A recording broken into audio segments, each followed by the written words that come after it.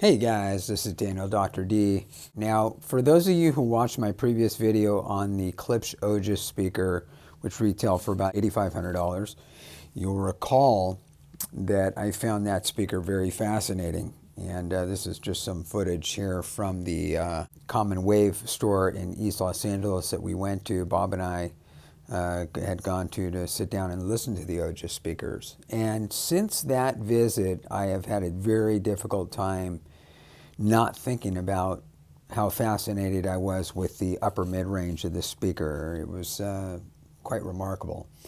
Now you may recall that I did say that I felt that the sound using my Heresy in my own room actually sounded a little bit better than what I heard at Common Wave with the Ojas. However, they were completely different rooms. So my theory is that if I had the Ojas in the same room that I have my Heresy, which you'll see in a moment, my prediction is that the Ojas would clearly outperform my Heresy. But you see, room acoustics and your environment have a tremendous impact on the way things will sound. So it's important to take that into consideration. Now, this horn on top of this Ojas is not just any horn. This is their design. They first did a 3D model print of it, and then they went and had it done in cast aluminum, apparently, so sand casted. Now here in my room, what I'm working with is the Heresy, and as you may recall, I prefer the Heresy in this room over my Forte. I think the Heresy sounds right based on the height, and as far as the bass is concerned, I just use the Rel T0.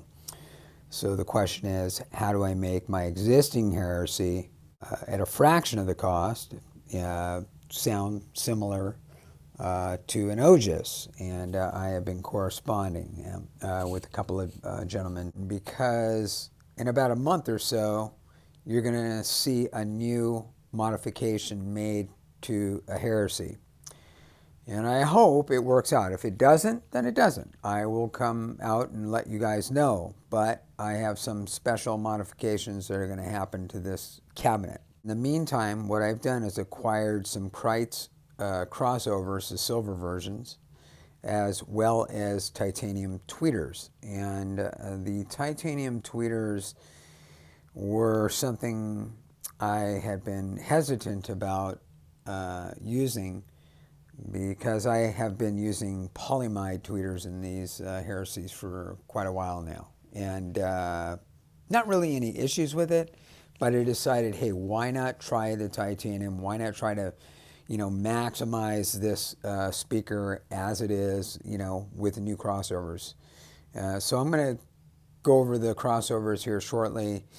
Here's a look at the Klipsch Forte 1 that I've had. You'll see that I've sanded down some of the veneer. Now, working with wood and cabinets is not a new thing. Now, you'll see that the stain is faded on that side because that's the side facing the window where the sun is. So that is the reason for that. Now, it is not an unusual thing to have coatings like that fade. These are the Klipsch crossovers that I have for the Fortes.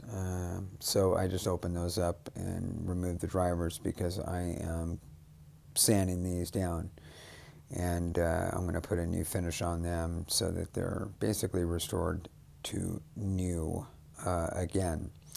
Now, you have to be careful doing this kind of work because when you sand a veneer down, you want to make sure you don't penetrate too hard and go through the actual pre-existing veneer into the wood, because then you're going to have little, blotches. And what I decided is just get a flat surface on there by doing a light sand so I could apply the next coat of stain, which is what you see here. Now, the other side of the box, the opposite side, is what was faded, so that will require a couple of coats. I know it looks glossy, but what I do is add a satin type of finish to it, so it'll get rid of that. I've never been fond of glossy looking cabinets, not a big fan of that. Now, let's talk about the tweeters. The polyimide tweeter on the left is the one for the Heresy, and the titanium diaphragm is a new one I just acquired for the Heresy. And what I'm basically going to do is make these modifications to maximize the performance of the Heresy before the big mod comes. And that's going to be a big change that you're going to see to my Heresy, but I'm going to share that in another video that's going to come up after this. Now, this is the 12-inch driver for the Forte. I also have the mid horn on the far left there for the Forte, and basically the diaphragms used in the Forte and the Heresy can be interchanged. It's not a big deal. What's different is the actual magnet size. And the Forte uses what's called the K75, while the Heresy uses what's called the K76. They both physically have the same horn for the tweeters, but the magnets or driver are just different. Now that mid-range horn is the same on the Heresy as the Forte, the horn itself. Now you're probably wondering what all this is. This is the original crossover system, which I think was just nuts the way they put this together. I have no idea why they put it in the, right behind the binding posts or for the speaker wire connectors. I just thought that was a really retarded thing. I actually had to damage the damn thing to get it out. It was so ridiculous.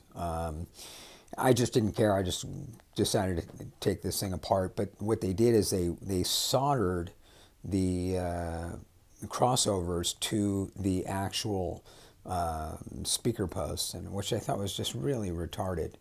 Kreitz doesn't do this. I thought the way the Kreitz went in is so much more seamless and so much simpler than this. So I don't get it. Nevertheless, I really didn't care. I was just trying to use the speaker post here. They ended up being damaged trying to remove these screws, which they soldered here. So that just, that was just a waste of time. So I just dumped the whole thing out and bought new speaker posts. And the reason I'm making all these modifications is because I want to max out this Heresy so that I can compare it to what's to come. The modification that I'm going to make to this Heresy. It's not going to alter the originality of the speaker itself in any way. It will all be able to be original just as it was, but I got a few interesting modifications. I don't want to share what it is yet until I'm done testing it and I can give you my full assessment on it. This is just the inside of the Heresy box here. The Kreitz just Velcros to the bottom there and you're good to go. It's just really a great setup. It's very intuitive. They have everything labeled. You just plug the wires in where they go. This foam they have, that's how Klipsch had it when I received it. So, yeah, it's going to be really interesting. When we get into the next video that's going to be coming up, I'm going to tell you what I did. But the whole point of this, just to reiterate, is to maximize the performance so we can compare it to the next modification. Expect the new Heresy to outperform even this Forte one that I'm restoring here. This here is merely cosmetic. The Forte on the right is what they look like before, and the one on the left is the one that I've finished restoring. I will then compare all the speakers in an upcoming video to my new mod, and I think this new modification is going to even be better than the Ojas. That's my prediction. It will use higher quality components as well. So that remains to be seen, so stay tuned.